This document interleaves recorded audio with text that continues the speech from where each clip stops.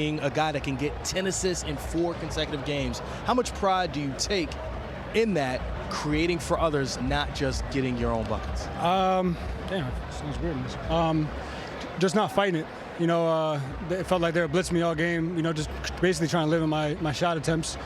And I wasn't fighting it. We knew that if they do that, we're playing 4-on-3 in the backside, and we're going to let guys step up and make shots. So, you know, like I said, guys were cutting, guys were moving, and it's like I said, tough to guard all of us.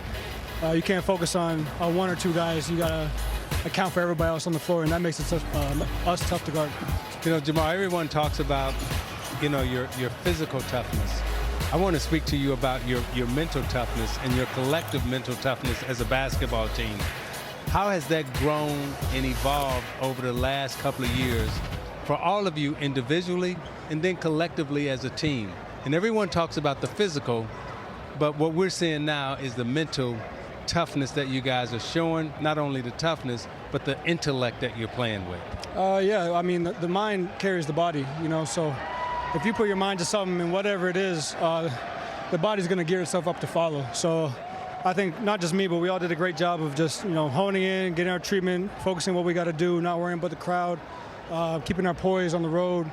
And for me, just you know, that gets me going. You know, pain gets me going. So just staying locked in and having fun out there. You know, putting your body to the test is always fun. This team reminds me a lot of the San Antonio Spurs with the Tim Duncan era guys in this regard. I asked Manu Ginobili, and this is the question for you. How difficult was it? Because I've watched you play AAU when you were coming into the States, obviously at Kentucky, going on, knowing that you can score so easily.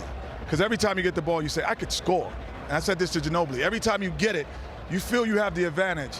But how do you decide that 4-on-3, like you said, is on the backside? When do you decide to say, I'm not going to take advantage of the advantage that I think I have every time I touch the ball? Just picking my spots. I think throughout the game, you know, it's going to be a long game, you know, so it may not be my quarter. I may not shoot for 6-7 minutes, I may not touch it, but as long as we're winning the game and I haven't got going yet, then we're in a good spot, you know, so it's just about picking my spots and keeping pressure on them from all areas of the court. And today, you know, guys stepped up and made shots. It made my job easy, just finding the open man. Made Yoke's job easy and finding open man. So we got one more, and it's a team game. Everybody came in today, stepped up, and we're just having fun right now. Talk to me about your relationship with Coach Malone. I mean, you two seem to have a very special relationship where, you know, it seems to go beyond just coach-player. There seems to be a lot of care and tenderness in that relationship. Well, he knows how much I love the game, and he trusts me out there. You know, we've only built trust in the 7 years that we've been together. He's seen me evolve. He's seen me slow my game down. How long? Only 7? 7. That's unheard of in the NBA. The new NBA, for sure. Right. Well, we've had our core together, you know what I'm saying? So we kind of know what we're looking for, know where to get our shots from. He knows when I got to go, and it's more of a feel. It's less X's and O's. It's more of what's your mood like today, you know what I'm saying? So I think that's where it stems from. Yeah. 2018. I'm with Minnesota, you with Denver. Cooking you. I'm just not. No. I'm about to get to it.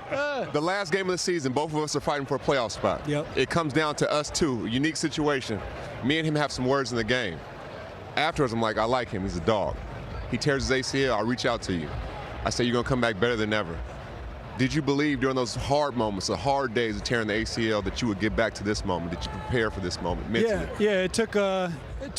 I'd say it took a good month and a half.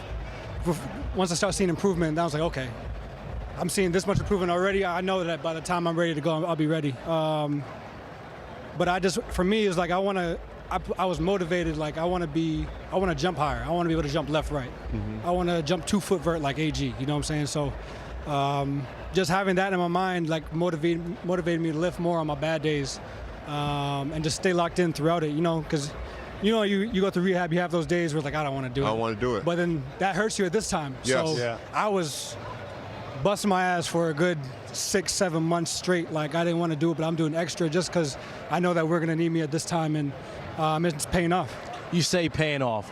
One